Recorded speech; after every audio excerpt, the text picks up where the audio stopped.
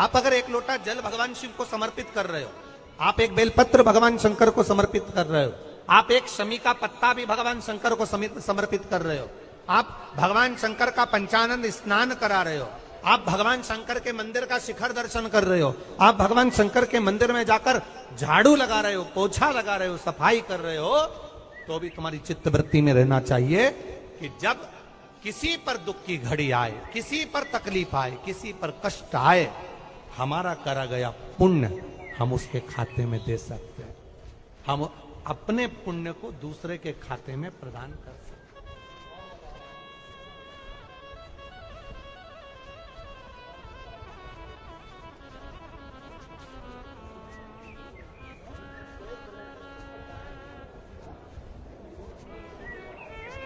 बेलपत्र जरा ध्यान देना हो, ये बेलपत्र जो होता है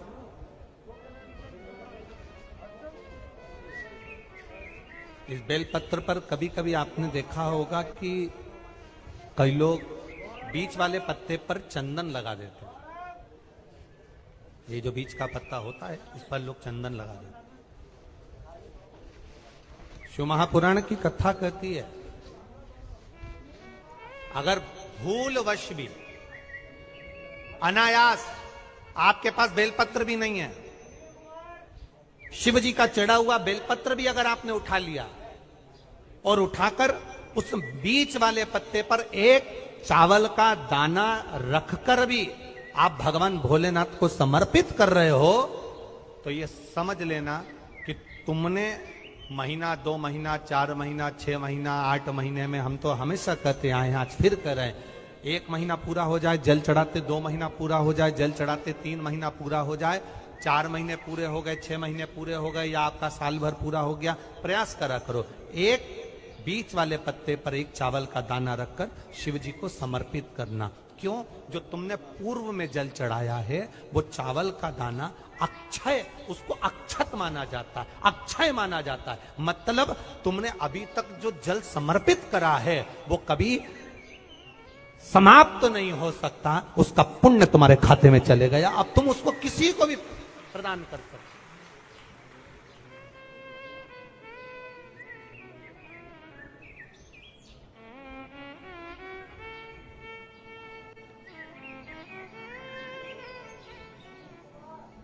बहन भाई को तिलक करती है रक्षाबंधन पर, माथे पर तिलक लगाने के बाद में चावल लगाती कि नहीं लगाती? बोलो, जम के बोलो जरा। लगाती है? बोलते जाओ जरा। लगाती है, ठीक है। मंदिर में आप पूजन कर रहे हो, घर में कोई अनुष्ठान कर रहे हो, पंडित जी तुम्हारे मस्तक पर तिलक करते हैं तो चावल लगाते कि नहीं लगाते? बोलो बोलो, जम के बोलो। लगाते। तुम्हारे घर में शादी ब्याह होता है तो तिलक करा जाता है तो चावल लगाया जाता कि नहीं लगाया जाता? लगाया जाता। सब समय पर चावल, मस्तक पर कंकु का तिलक, चंदन का तिलक, जो भी तिलक तुम्हारे मस्तक पर लगा है, कोई अगर लगाएगा शुभ कार्य में तो चावल जरूर लगाएगा। बस एक कार्य ऐसा होता है जिस समय पर मस्तक पर तिलक करा जाता है पर चावल नहीं लगाया जाता।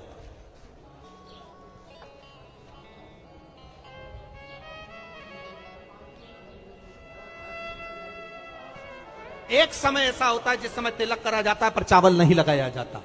चावल का मतलब है अक्षय, मतलब बार बार भगवान ऐसा मौका लाए, बार बार भगवान ऐसी कृपा करे कि तुम ऐसा अनुष्ठान करते रहो, पुण्य करते रहो, सत्कर्म करते रहो, 16 सोमवार के व्रत करते रहो, चतुर्थी के व्रत करते रहो, तुम छठ की पूजन करते रहो, तीज का व्रत करते रहो, सोमवार का व्रत करते रहो, तुम्हारे घर में हमेशा ऐसे शुभ कार्य होते रहे। केवल अक्षय, अक्षत एक जगह पर नहीं लगाया जाता।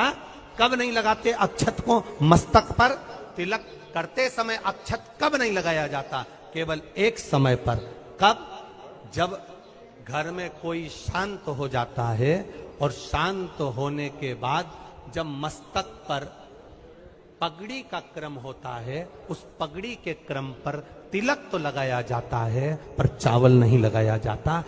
भगवान से प्रार्थना करते हैं ये बार बार मौका मत देना, जो हो गया उसको क्षमा, ऐसा मौका बार बार ना दीजिए। हाँ, पगड़ी पर से उठ गए, अच्छा काम करने के लिए मंदिर जा रहे हो, स्थान छोड़ने के बाद अब तिलक लगाओ और उसमें चावल ढेर सारा लगाओ, कोई मना नहीं। पर अक्षय, उस अक्षत की महत्वता को समझना कि उसको बारंबार प्राप्ति ना हो, ऐसे कार्य की प्राप्ति ना हो, अच्छे कार्य की प्राप्ति, श्रेष्ठ कार्य की प्राप्ति, शुभ कार्य की प्राप्ति।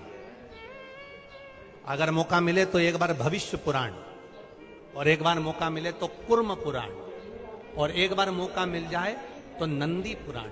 ये 3 पुराणों का स्मरण करना, इसमें आपको अक्षत की महत्वता प्राप्त हो। भविष्य पुराण, कुर्म पुराण और नंदी पुराण, इन 3 पुराणों में आपको अक्षत की महत्वता प्राप्त होगी कि चावल की महत्वता क्या है। एक चावल का दाना जब अशोक सुंदरी वाली जगह पर चढ़ाया जाता है, एक चावल का दाना अशोक सुंदरी वाली जगह पर चढ़ाया जाता है। हम माताओं से हमेशा कहते हुए आए हैं, आज फिर निवेदन करेंगे, जिस माता के गर्भाशय में गांठ हो गई हो, जिस माता के गर्भाशय में गठान पड़ गई हो, एक पत्र आया है, इसका वर्णन बताते हैं।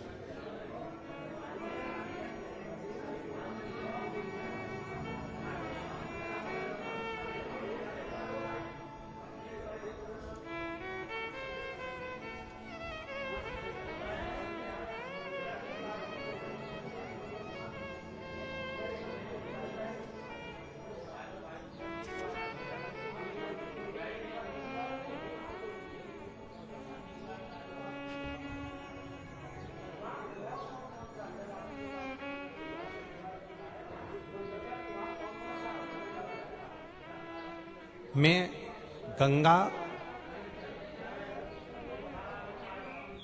बरोसिया प्रीतनगर भोपाल से हूं। कहीं बैठी हो तो हाथ हिला सकती हूं। मैं गंगा बरोसिया प्रीतनगर भोपाल से हूं। एक चावल का दाना और 1 लोटा जल, एक बेलपत्र का महत्व क्या है, इस पत्र को आप लोग टीवी चैनल के माध्यम से एलईडीओ पर भी पढ़ सकते हैं। हम जो पत्र पढ़ते हैं वो आप भी अपने आनंद के साथ उस पत्र को पढ़िए। मेरे पति को एक गांठ हो गई, उस गठान का ऑपरेशन डॉक्टर ने बोला, और गांठ इतनी विचित्र थी कि उठने बैठने में भी आफत कर रही थी। तब शिव जी पर एक चावल का दाना समर्पित करना, एक बेलपत्र समर्पित करना प्रारंभ करा। शिव जी पे चढ़ा हुआ जल पीना प्रारंभ करा। सीहोर गए, वहां से रुद्राक्ष लाए, उस रुद्राक्ष का जल शंकर भगवान को चढ़ाना प्रारंभ करा। जिन डॉक्टरों ने ऑपरेशन का कहा था, 22 दिन के बाद हम उनको चेक कराने के लिए गए तो गठान गल चुकी थी। एक चावल का दाना हमारे सुख का अनुभव करा दे। अगला वर्णन उन्होंने लिखा, गुरुजी बाबा ने एक कृपा तो करी, साथ में मेरे बच्चे के हाथ में सफेद दाग हो गया था। सफेद दाग हो गया तो हमने डॉक्टरों का इलाज करवाना प्रारंभ करा। आयुर्वेदिक दवाई भी ली, पर वो दाग समाप्त नहीं हो रहा था। जब दाग समाप्त नहीं हो रहा था, तब शंकर जी के मंदिर में जाकर समी के पत्ते का आपने जो प्रयोग बताया था वो करना प्रारंभ करा, और बाबा की कृपा से शिव जी का चढ़ा हुआ जल शरीर पर लगाना, और पूर्णिमा के दिन गाय जो अपने बछड़े को दूध पिलाती है, उसका जो फेन बछड़े के मुंह पर आता है वो शरीर पर लगाना, और लगाकर उसको बैठना। उससे मेरे बच्चे के शरीर पर से सफेद दाग पूरा समाप्त हो गया। ये शिव तत्व, ये शंकर।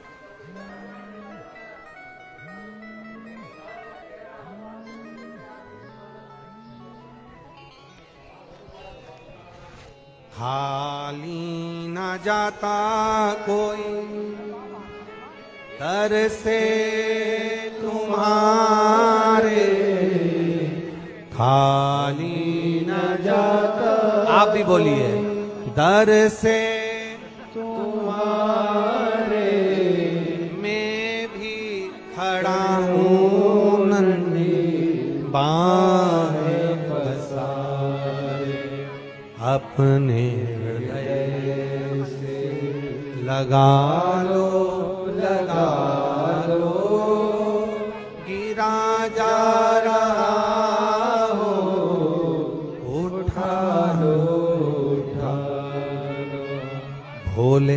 अपने दर्श से अब तो न टालो, गिरा जा रहा हो उठा लो,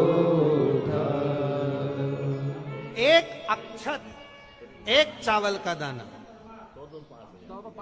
गर्भाशय में गांठ हो गई, डॉक्टर को दिखाया,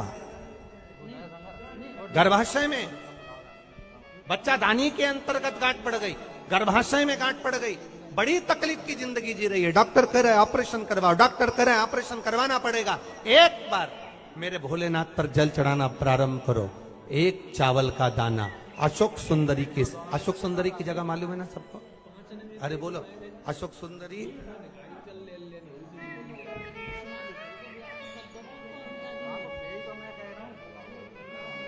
जैसे ये शिवलिंग,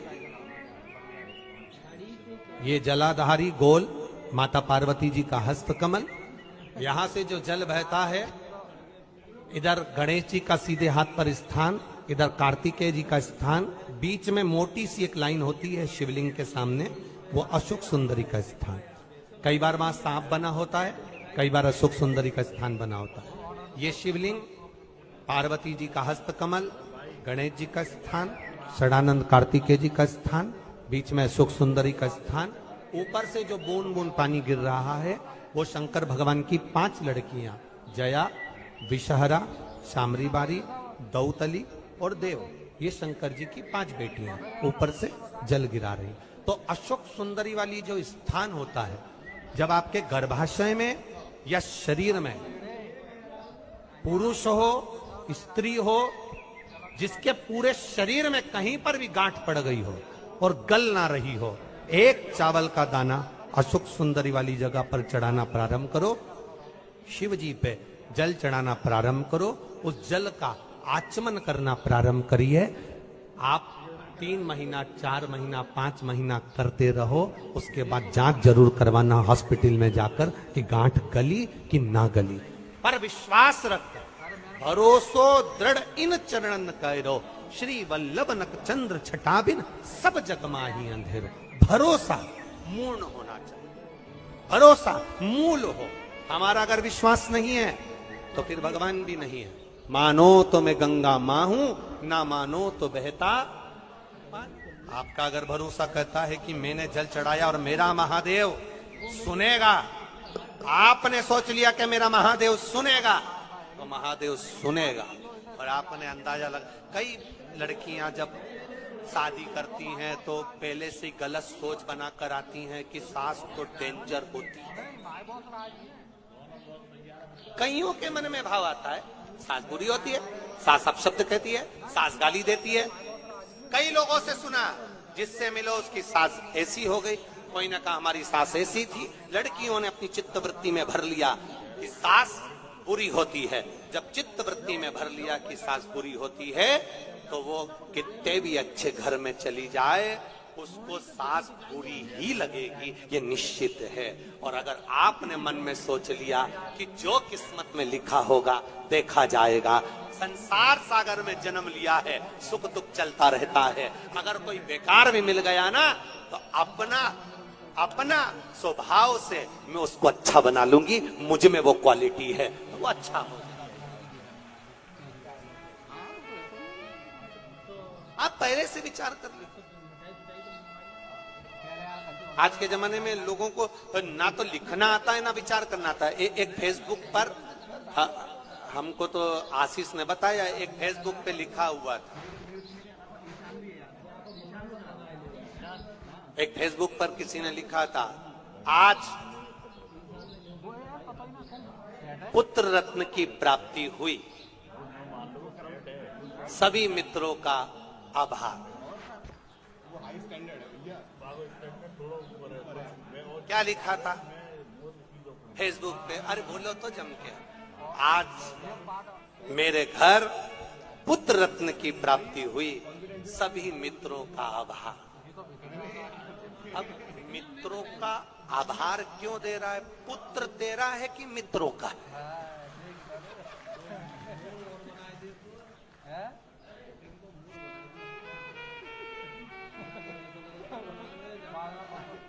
बोलो, जम के बोलो। लिखना चाहिए ऐसा, पर स्मरण नहीं है, चित्तवृत्ति में नहीं आया है ये। आना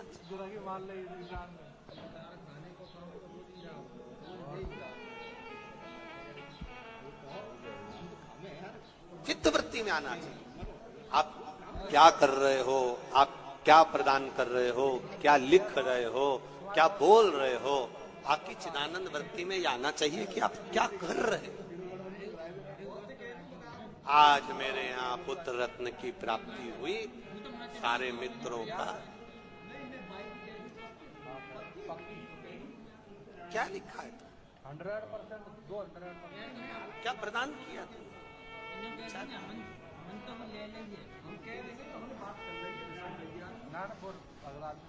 आभार किसका होना चाहिए था?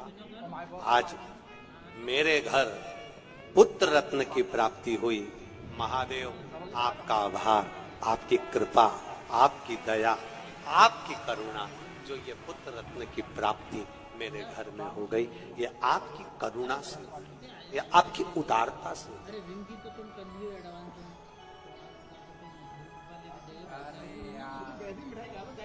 ये आपकी करुणा है, ये आपकी उदारता है।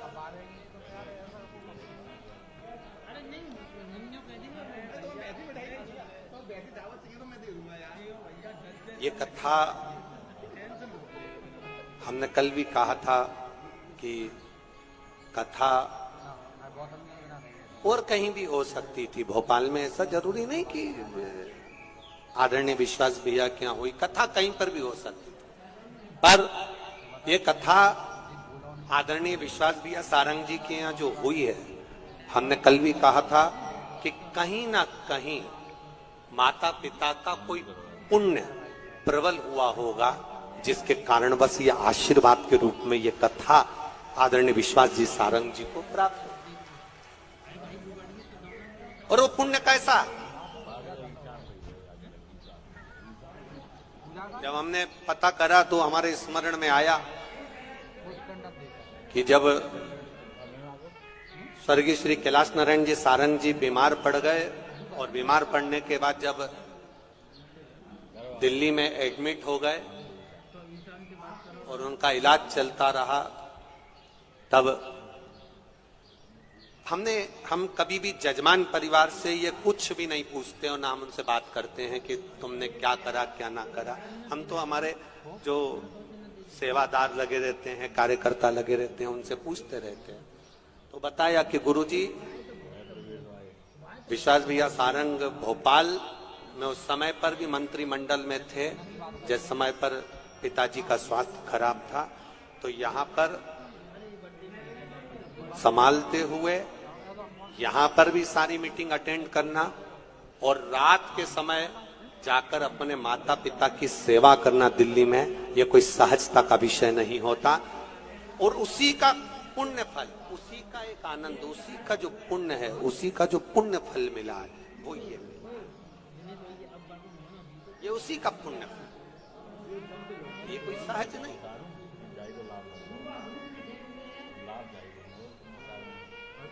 इतनी शिव महापुराण की कथा करी, पूरे भारत में करते रहते हैं, पर पहली शिव महापुराण की कथा ऐसी हुई है जिसमें रेलवे स्टेशन पर भी भक्तों को लाने के लिए बस लगाई गई। उसके लिए विश्वास भैया सारंग जी को बहुत बहुत साधुवाद। आज तक जितनी कथा हुई, उस किसी कथा में कहीं पर भी रेलवे स्टेशन से कथा स्थल तक लाने के लिए भक्तों के लिए बस नहीं लगी। पर पहली कथा ऐसी थी जिसमें भोपाल के रेलवे स्टेशन से भक्तों को यहां तक लाने के लिए बसों को निशुल्क चलाया गया। जोरदार ताली बजा, बहुत बहुत साधुवाद, बहुत बहुत। कोई परेशान ना हो, आनंद से पहुंचे कथा। हाँ, ये हम पंडाल का तो जरूर कह सकते हैं, क्योंकि पंडाल कितने लगा है, 1 2 3 4 5 6 7, फिर उसके बाद आगे बढ़ा या 8, उधर आगे बढ़ा या 9, ऐसे बढ़ाए तो बहुत, पर पब्लिक का भी, अब भक्तों का कोई, शंकर के भक्त भी तो अड़भंगे हैं।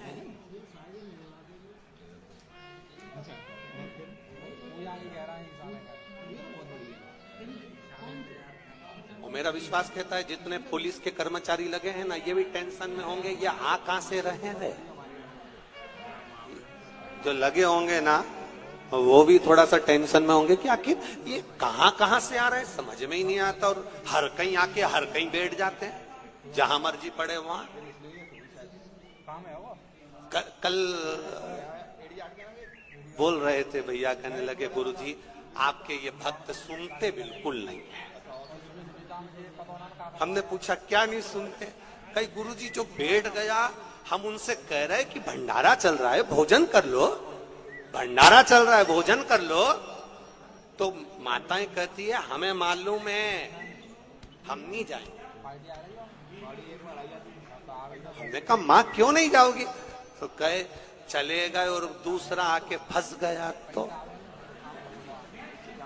भोजन करने भी ना जाए। गुरुजी हजारों लोगों का रोज भोजन बनता है, हजारों लोगों का, लाखों लोगों का रोज भोजन बन रहा है, पर जाए।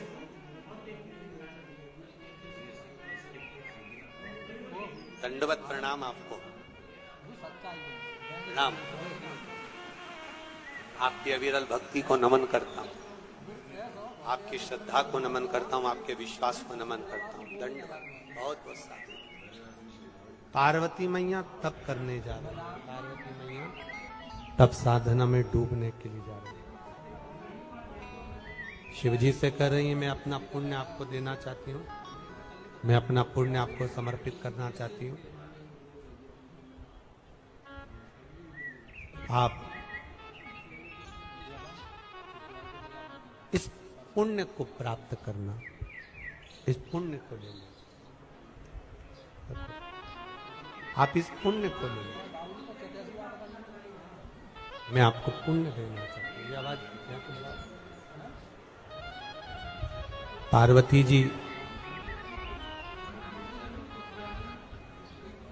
काशी के मध्य में गंगा का पावन तट,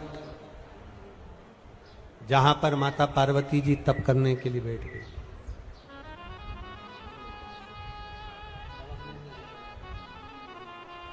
एक नील नाम का दैत्य,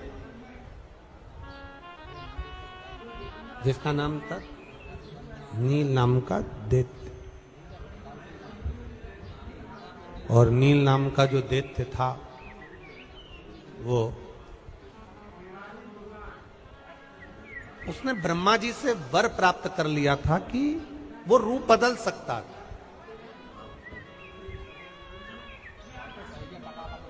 वो अपना स्वरूप बदल सकता था।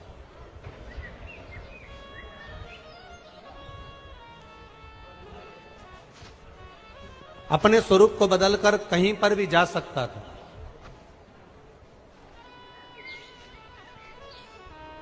अब दैत्य नील जहां पर माता पार्वती जी तप साधना में बैठी थी, कभी वो मगर का रूप रखकर आ जाता, कभी वो पक्षी का रूप रखकर आ जाता, कभी वो पशु का रूप रखकर आ जाता, कभी वो एक कीड़े का रूप रखकर आ जाता। अब नील दैत्य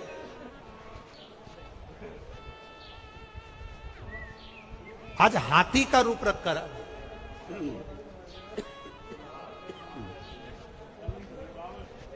और हाथी का रूप रखकर जब नील दैत्य आया, हाथी का रूप रखकर जब नील दैत्य पहुंचा, तो उसने माता पार्वती जी के चरण कमल को पकड़कर तप साधना से हिलाना चाहिए।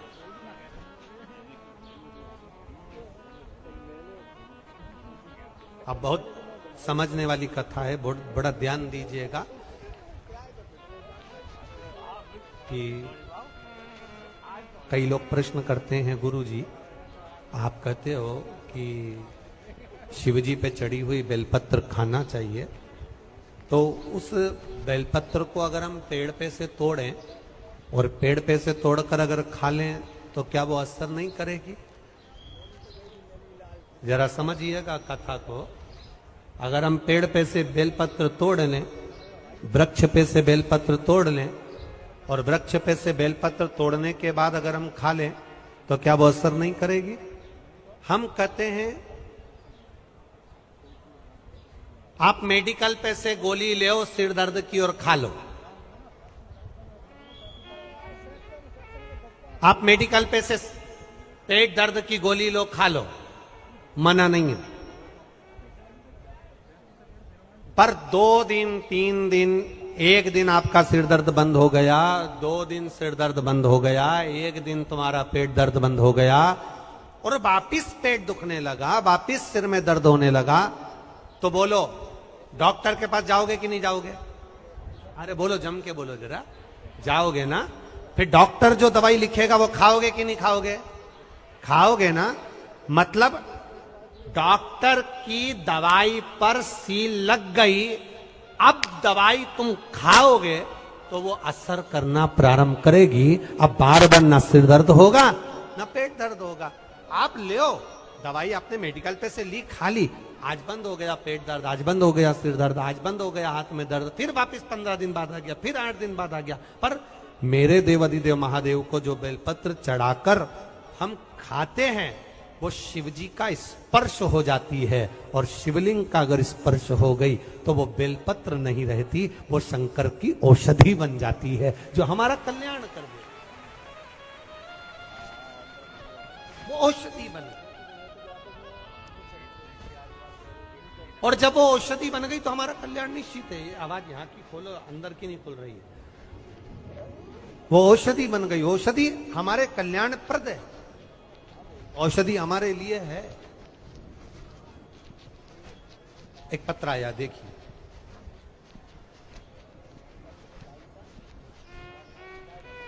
मेरा नाम तारा रजक है, मैं 4 इमली भोपाल में रहती हूं, मेरा मोबाइल नंबर ये है। कहीं बैठी हो तारा रजक,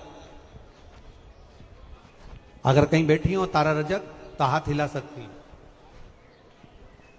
कहीं बैठी हो, मेरा नाम तारा रजक है, मैं 4 इमली भोपाल में रहती हूं, मेरा मोबाइल नंबर ये है। गुरुजी, आप लोग भी एलईडी पर और आस्था चैनल पर पत्र पढ़ सकते हो हमारे साथ में। मेरा नाम तारा रजक है, मैं 4 इमली भोपाल में रहती हूं, मेरा मोबाइल नंबर ये है। गुरुजी, कलयुग में शिव युग आ गया, हमारा बाबा तो पृथ्वी पर आया कि नहीं आया, पर शिव पुराण अगर पृथ्वी पर भेज दी तो समझो बाबा ही आ गया। गुरुदेव, मेरी जीभ पर 2 गठाने थी, और मेरी जीवान पर जो 2 गठान हो गई थी उनका इलाज चलता रहा, पर वो गठान ठीक नहीं हुई। खाने पीने में दिक्कत आने लगी, गठान का स्वरूप बढ़ने लगा। एक गठान पहले बड़ी थी, एक छोटी थी, अब गठान का स्वरूप बढ़ते बढ़ते पर ठीक नहीं हो पा रही थी। कि हमारी पड़ोसन ने कहा, शिव जी पे जल चढ़ाओ, दवाई अपनी जगह करते रहना। शंकर भगवान पर जल चढ़ाना प्रारंभ करा, जल चढ़ाती, जल को लाती, आचमन करती, और एक बेलपत्र शंकर भगवान पर चढ़ी, खाना प्रारंभ करा। गुरुजी, मैं बाबा का क्या वर्णन करूं, एक चावल का दाना और 1 लोटा जल से जो प्रसन्न हो जाए, मेरी गठान के, जीवान की दोनों गठान के ऑपरेशन नहीं करवाना पड़े, मेरी गठान गल गई, मैं बाबा को यहां प्रणाम करने के लिए आया। ये शिव तत्व है, योग घड़ी, ये कृपालु, ये दयालु, ये शिव है। महाराज, तेरी कृपा बिना न हिले एक भी अणु, लेते हैं श्वास तेरी कृपा से तनु तनु। हे गंगाधार मुक्ति द्वार ओमकार। ये कोई साधारण शिव नहीं है, उसकी अविरल भक्ति जब हमारे हृदय में विराजमान होती है तो हमें सुख का अनुभव करा देती है, हमें आनंद का अनुभव करा देती है। शिव कथा कर, शिव महापुराण कर। रोग बहुत बड़ा है शरीर में, रोग बहुत बढ़ गया है शरीर में, रोग बहुत बड़ा हो गया है शरीर में। मान लो हो भी गया, टेंशन, दुख आ गया ना, चिंता नहीं, रोग बड़ा हो गया ना, चिंता नहीं। तकलीफ आ गई ना, चिंता नहीं। क्यों चिंता नहीं? क्योंकि सारी समस्या का हल एक लोटा जल। दुख आ गया, कोई बात नहीं। समस्या आ गई, कोई बात नहीं। तकलीफ आ गई, कोई बात नहीं। शिव स्तुति करें। शंकर भगवान के मंदिर जाना, बोलो जम के, चालू कर दो। शिव के द्वार जाना चालू कर दो। किसी ढोंग और प्रपंच में मत जाओ।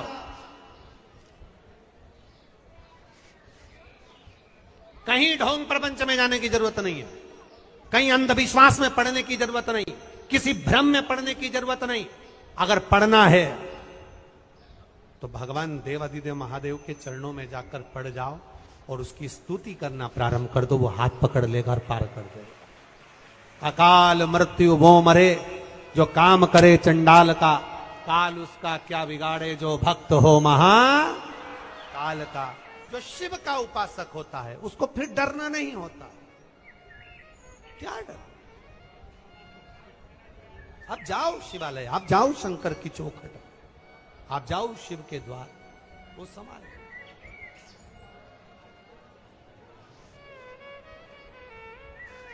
उससे निवेदन करते हुए, उससे प्रार्थना करते हुए, उससे बोलते हुए, मेरे बाबा दया करना, मैं तेरे भरोसे हूँ।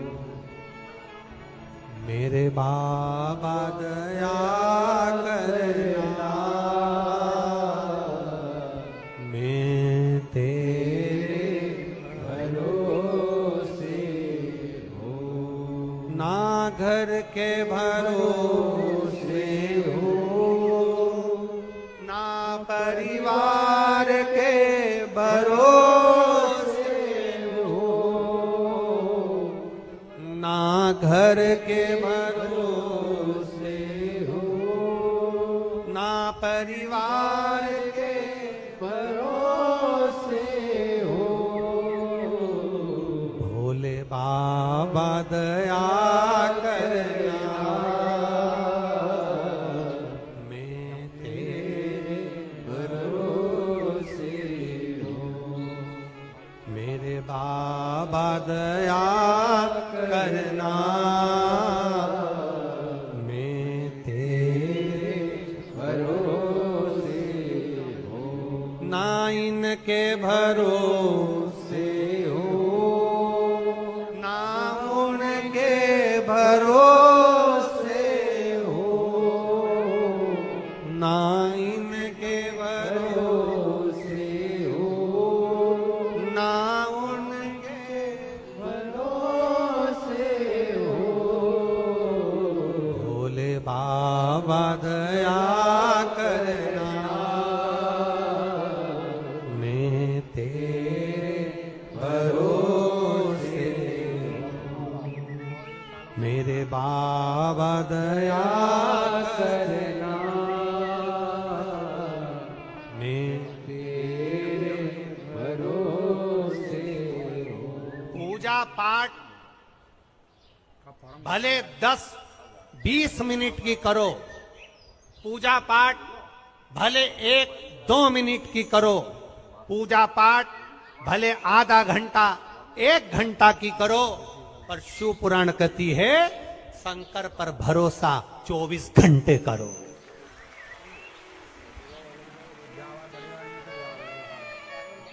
पूजा पाठ आधे घंटे की करो चलेगा, आराधना आधे घंटे की करो चलेगा, 15 मिनट की पूजन पाठ करोगे चलेगा, पर विश्वास भरोसा 24 घंटे मेरे महादेव का करते रहना।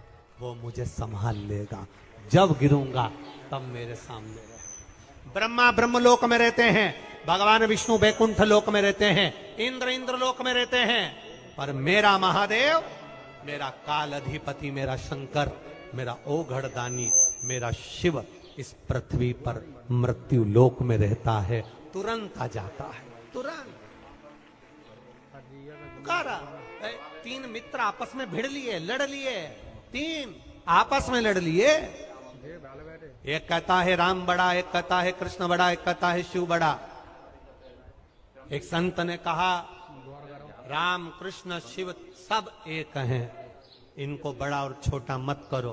पर तीनों, एक राम की आराधना करता है, कृष्ण की आराधना करता है, शंकर की आराधना करता, तीनों भिड़ गए, शांति नहीं हो रहा है। संत समझा रहे शांत हो जाओ, तीनों बराबर हैं। राम भी एक बराबर के, कृष्ण भी एक बराबर के, शिव भी एक बराबर के, नारायण ब्रह्मा सब हमारे 33 कोटि सनातन धर्म के देवता सब एक हैं, उसमें कोई भेद नहीं है। पर आपस में भिड़ ली।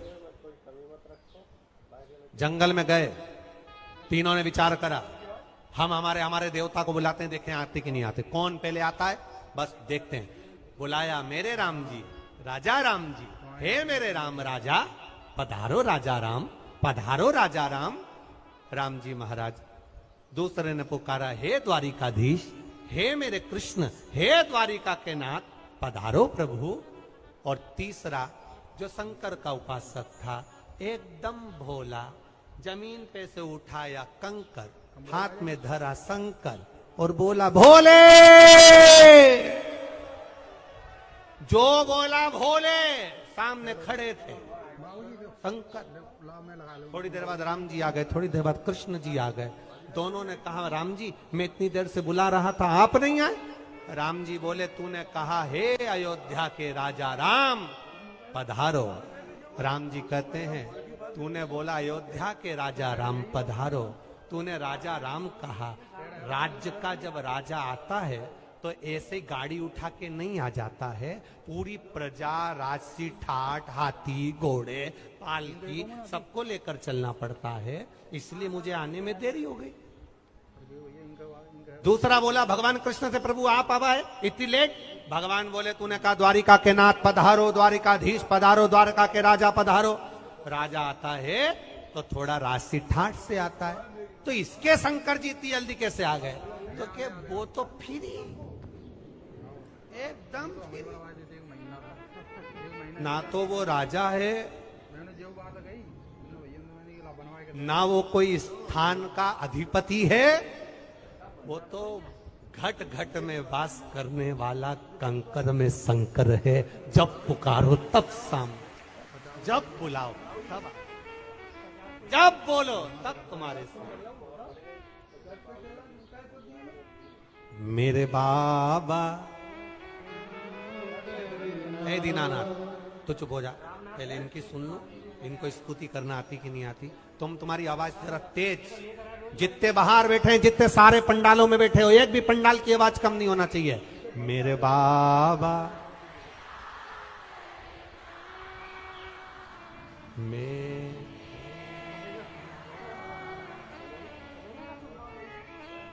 भोले बाबा, मेरे ना घर के ना परिवार के, मेरे बाबा दयाल, मैं तेरे। पूजा पाठ आधे घंटे की करो चल जाएगा, आराधना 1 घंटे की करो चल जाएगा, पर शंकर पर भरोसा 24 घंटे करना। सोते उठते खाते पीते जहां जाओ मेरे साथ मेरा शंकर है, इतना मानकर चलना। बस हर जगह पर शिव ही शिव नजर आएगा, हर जगह शंकर ही दिखेगा, शिव तत्व ही नजर आए, दूसरा कुछ नहीं।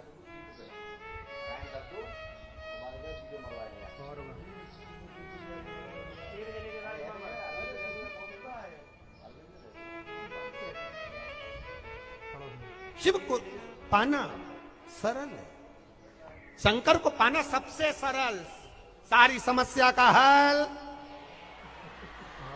अब इतना ये मेरा निवेदन है, जितने मीडिया के लोग यहाँ बैठे हैं उनसे भी निवेदन है, और जितने शंकर भगवान पर विश्वास नहीं करते वो भी यहाँ बैठे हैं, एक एक पत्र में एक एक पत्र में मोबाइल नंबर, एड्रेस सब लिखा है, और बाबा ने जिसको दिया उसके यहाँ पत्रों का ढेर लगा हुआ है। मेरा ये पत्र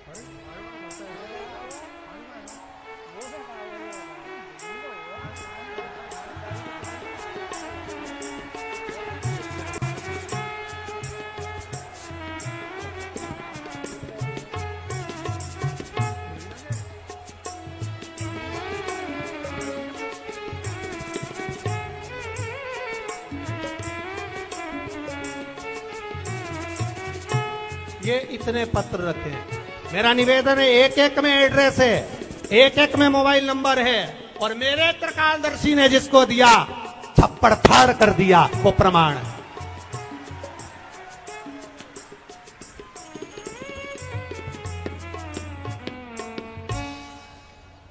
देवता देते हैं पल्ला झाड़ कर, और मेरा महाकाल देता है थप्पड़ फाड़ कर।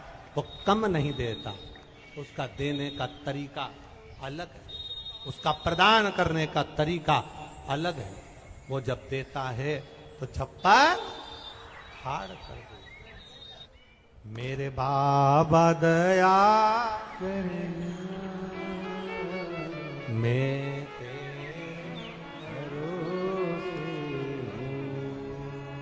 उसके भरोसे रहिए। उसकी प्रबल जब दृढ़ता आपके भीतर जागृत हो जाएगी, आपको लगेगा मेरा शंकर मेरे साथ चल रहा है, फिर कोई चिंता नहीं, फिर कोई टेंशन नहीं, फिर कोई टेंशन, क्या चिंता।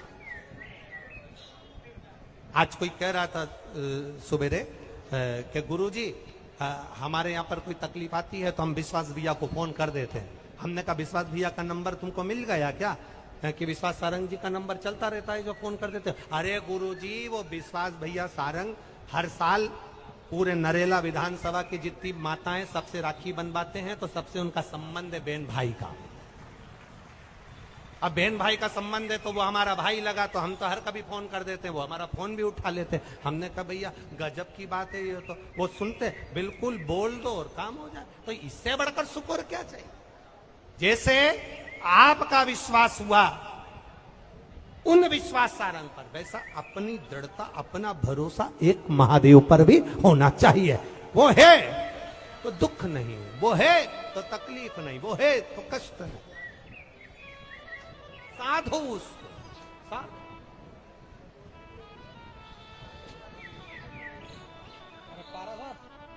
अब दैत्य नील, मेरा दैत्य नील जिसने मां पार्वती जी का चरण पकड़ लिया, और चरण पकड़ा तो उनकी समाधि को डोला रहा, उनकी तप साधना को हिला रहा, तप साधना को हिला रहा।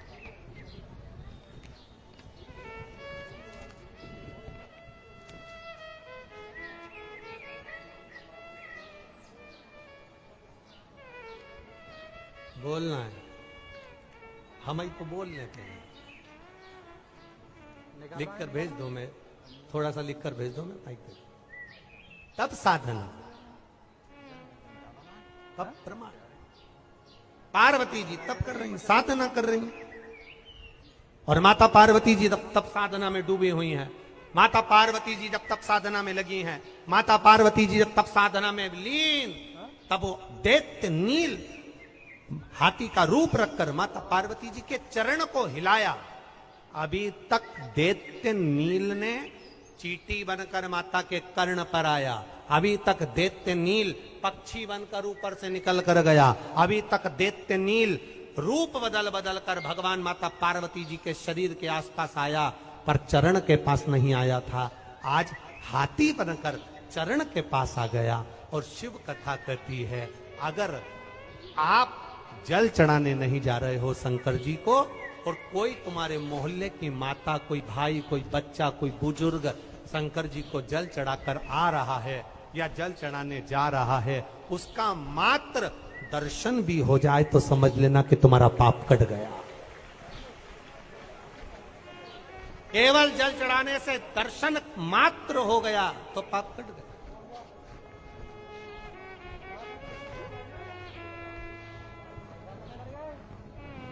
दर्शन कर कर आ रहे हो। चलो जाने तो एक बहुत अच्छी बात आपको कहना चाहते हो। पुराने समय का नियम निकालो। जब कोई तीर्थ कर कर आता था, ढोल मंजीरा नगाड़े बजाए जाते थे, उसको गले से लगाए जाते थे। तीर्थ कर कर आने वाले व्यक्ति के कपड़ों को 1 हफ्ते तक नहीं धोया जाता था।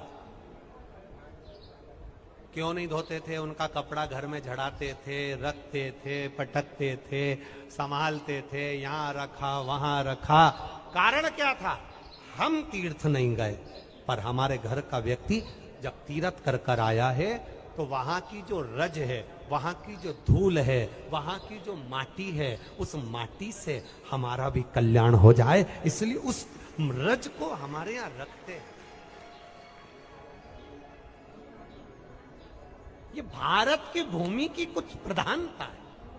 अरे विदेश में कोई मरता है तो कह देते हैं डेड,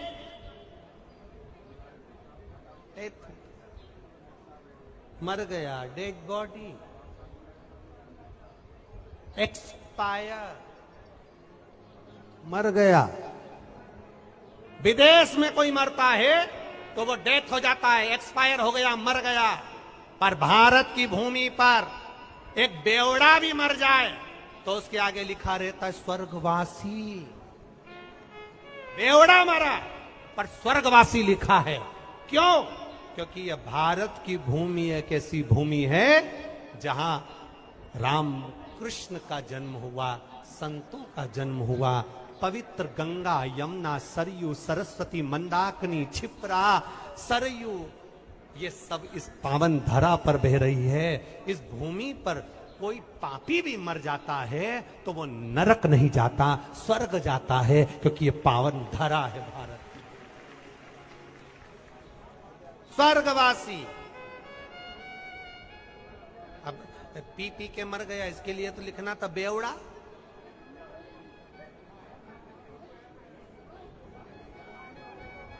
तो क्या बोलते हैं तुम्हारे यहां भोपाली भाषा में?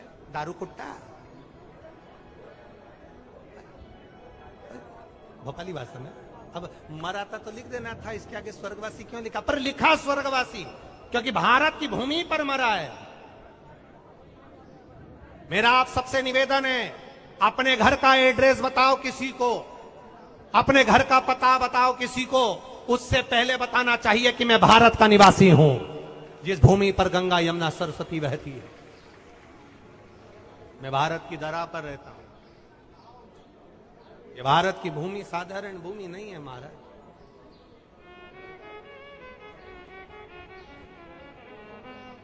चंदन है इस देश की माटी, तपोभूमि हर ग्राम है, हर बाला देवी की प्रतिमा बच्चा बच्चा है।